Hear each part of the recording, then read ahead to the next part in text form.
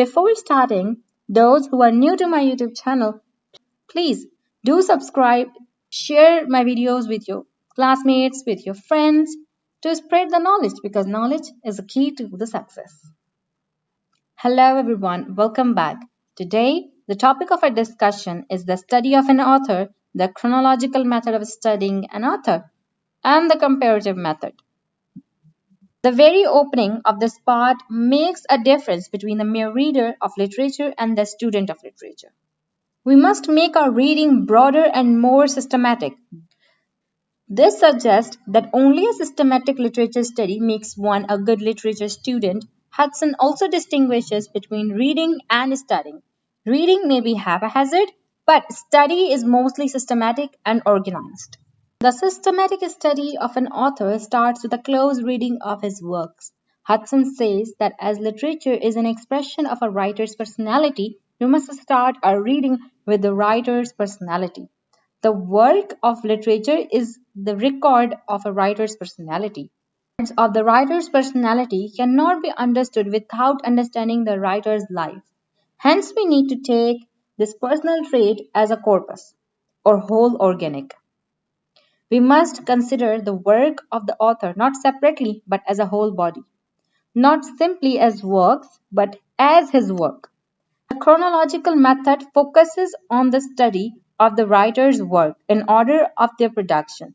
By following this method, we can understand the various phases of writer's experience, stages of his mental and moral growth, and the changes undergone by his art. Hudson gave an example of Shakespeare plays and proves that the chronological method of studying an author will help us to know the development of Shakespeare dramatic art. Here the question raised, is it necessary to read all the work of a writer? Well, we should read those works of the author which are vital for our study. All the works of the author may not be useful in our study. We should make a selection of those works by the author which are significant to us. We should compare and contrast the writer with himself.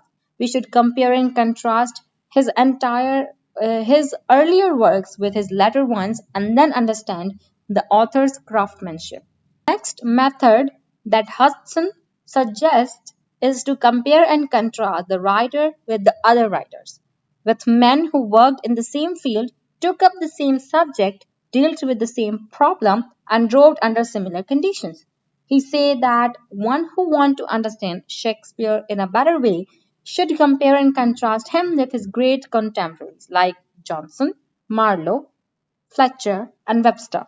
Then we should try to compare the marking points in which they resemble each other and the points in which they differ from each other. And in this way, we can come to know more about Shakespeare.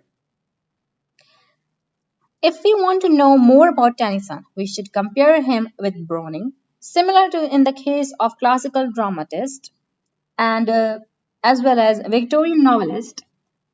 Thus, Hudson says that as a student of literature, our first business is to enter the life of the author and to understand the vital forces that shape his personality. Lastly, we can say that the line that Hudson quote in his book, all higher knowledge is gained by comparison,